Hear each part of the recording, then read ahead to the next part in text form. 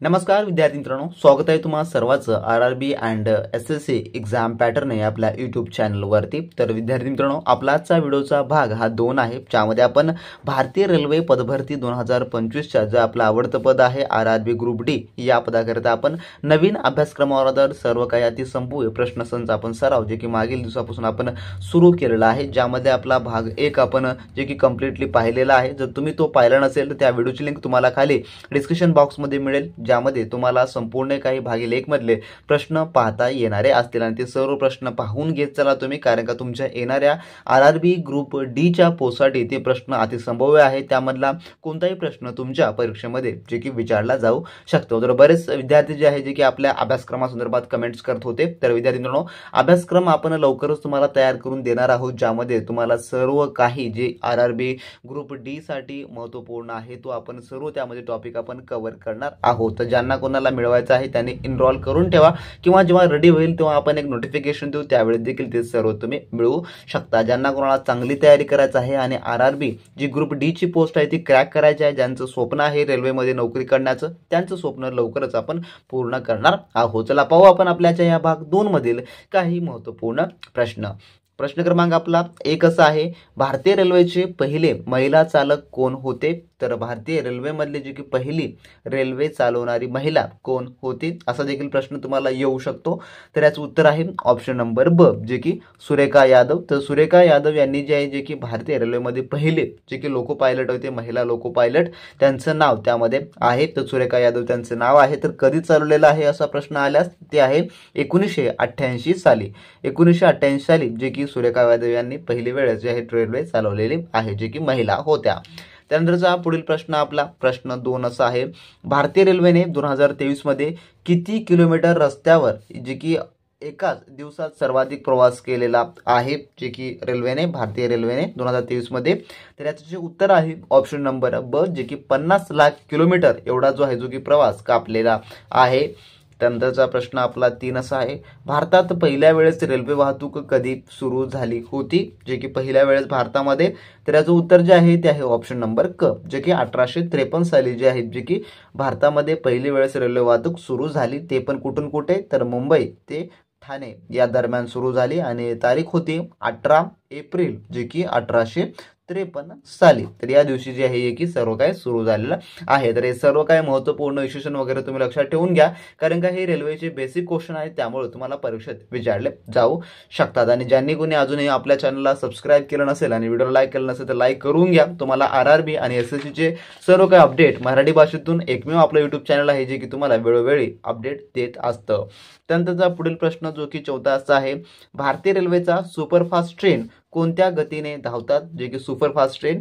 तर याचं जे उत्तर आहे ते आहे ऑप्शन नंबर थोडक्यामध्ये क, जे की 160 किलोमीटर प्रति तास या वेगाने जे आहे जे की सुपरफास्ट ट्रेन जे की धावतात। तर आता शासनाकडे या संदर्भात जे की याची स्पीड 260 पर्यंत करण्यात यावी असं जे आहे निवेदन देण्यात आलेलं आहे, पण लवकरच याला मान्यता देण्यात येईल अशी आपण अपेक्षा करू। पण सध्या स्थितीमध्ये ही स्पीड जे की चालवली जाते सुपरफास्ट ट्रेन साठी। त्यानंतर आपला प्रश्न क्रमांक 5 असा आहे, क्रिकेट एशियाई कप 2023चं विजेतेपद कोणत्या संघाने जिंकलं? तर याचं जे उत्तर आहे ते आहे ऑप्शन नंबर ब, जे की भारत या देशाने आपलं जिंकलेलं आहे। ऑप्शन नंबर ब या प्रश्नाचं उत्तर होणार असेल। त्यानंतर प्रश्न 6 आपला, बुद्धिबळ खेळताना कोणत्या सोंगटी नेहमी सरळ रेषेत चालतो पण हल्ला करताना तिरकी चालते? तर कोणतं? तर याचं उत्तर आहे ऑप्शन नंबर ड, जे की प्यादा हे जे आहे याचं उत्तर होणार असेल। त्यानंतरचा पुढील प्रश्न जो की प्रश्न 7 असा आहे, एक्झाम वॉरियर्स या पुस्तकाचे लेखक कोण आहेत? तर याचं उत्तर जे आहे ते आहे ऑप्शन नंबर क, जे की नरेंद्र मोदी हे जे आहे या पुस्तकाचे लेखक आहेत, त्यांनी या पुस्तकाचं लेखन केलेलं आहे। ऑप्शन नंबर क या प्रश्नाचं उत्तर होणार असेल। त्यानंतरचा प्रश्न आपला 8 असा आहे, महाराष्ट्र राज्यात एकूण किती हजार कोटीच्या प्रकल्पाचे लोकार्पण पंतप्रधान नरेंद्र मोदी यांच्या हस्ते झालेलं आहे? तर याचं उत्तर जे आहे ते आहे ऑप्शन नंबर ड, जे की 14,000 कोटीच्या प्रकल्पाचे लोकार्पण जे की पंतप्रधान मोदी यांच्या हस्ते झालेलं आहे। ऑप्शन नंबर ड या प्रश्नाचं उत्तर या ठिकाणी होणार असेल। त्यानंतरचा आपला पुढील प्रश्न जो की प्रश्न क्रमांक 9 असा आहे, भारतीय द्वीपकल्पाचे दक्षिण टोक कोणते आहे? तर याचं उत्तर आहे ऑप्शन नंबर ब, जे की कन्याकुमारी हे जे आहे भारतीय द्वीपकल्पाचे दक्षिण टोक आहे। त्यानंतर प्रश्न आपला 10वा, प्रसिद्ध ह.भ.प. बाबा महाराज सातारकर यांचे निधन झाले ते कोणत्या क्षेत्राशी संबंधित होते?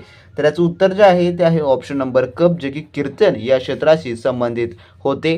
त्यानंतर प्रश्न 11वा आपला, हँगिंग गार्डन्स हे महाराष्ट्रातील खालीलपैकी कोणत्या ठिकाणी स्थित आहे? तर याचं उत्तर आहे ऑप्शन नंबर ख, जे की मुंबई या ठिकाणी स्थित आहे.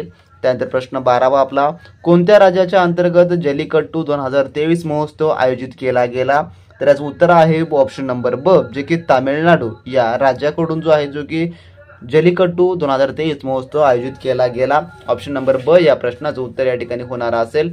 त्यानंतर प्रश्न 13वा, पुरोगामी या शब्दाचा अर्थ काय? तर याचं उत्तर जे आहे ते आहे ऑप्शन नंबर क, जे की सुधारणावादी असं जे आहे या ठिकाणी याचं उत्तर होणार असेल. त्यानंतर प्रश्न 14वा, महाराष्ट्र सरकारच्या नमो किसान सन्मान योजनेचा शुभारंभ कोणाच्या हस्ते करण्यात आला आहे? तर याचं उत्तर आहे ऑप्शन नंबर क, जे की नरेंद्र मोदी यांच्या हस्ते जे की करण्यात आलेला आहे. त्यानंतर प्रश्न 15वा, संविधान दुरुस्ती करण्याची प्रक्रिया जे की अनुच्छेद डॅश मध्ये नमूद करण्यात आलेली आहे. तर कोणत्या कलमांतर्गत संविधानामध्ये दुरुस्त्या जे की केल्या जातात? तर याचं उत्तर आहे ऑप्शन नंबर ब, जे की कलम 368 नुसार केल्या जातात. त्यानंतरचा प्रश्न आपला 16वा असा आहे, कोणी न्यू इंडिया हे वर्तमानपत्र चालवून क्रांतीचा पुरस्कार केला? तर याचं उत्तर आहे ऑप्शन नंबर अ, जे की बिपिन चंद्र पाल यांनी जे आहे न्यू इंडिया हे वर्तमानपत्र चालवून क्रांतीचा पुरस्कार केलेला आहे. ऑप्शन नंबर अ या प्रश्नाचं या ठिकाणी उत्तर होणार असेल. तर असे हे आपल्या आजच्या भाग 2 मधील काही आपण टॉप 16 क्वेश्चन्स पाहिले आहेत जे की तुमच्या येणाऱ्या RRB ग्रुप डी च्या पोस्टसाठी महत्त्वपूर्ण आहे. तर विद्यार्थी मित्रांनो, लवकरच जे आहे आपण यासाठी जे काही लागणार तुम्हाला सर्व काही A to Z study material आहे ते देखील तुम्हाला उपलब्ध करून देणार आहोत. त्यामुळे तुम्ही आपल्या चॅनलला सबस्क्राईब करून ठेवा. मराठी भाषेमधून आपण सर्व काही तुम्हाला रेल्वे भरतीसाठी लागणार योग्य ते अभ्यासक्रम लवकरच आपण परिपूर्ण उपलब्ध करून देणार आहोत. सबस्क्राईब करून ठेवा. व्हिडिओ रेग्युलरली पाहत चला ज्यांना कोणाला ही एक्झाम क्रॅक करायची आहे. तर भेटू नेक्स्ट व्हिडिओमध्ये नवीन माहितीसोबत, नवीन का अपडेट सोबत. तोपर्यंत जय हिंद, जय महाराष्ट्र.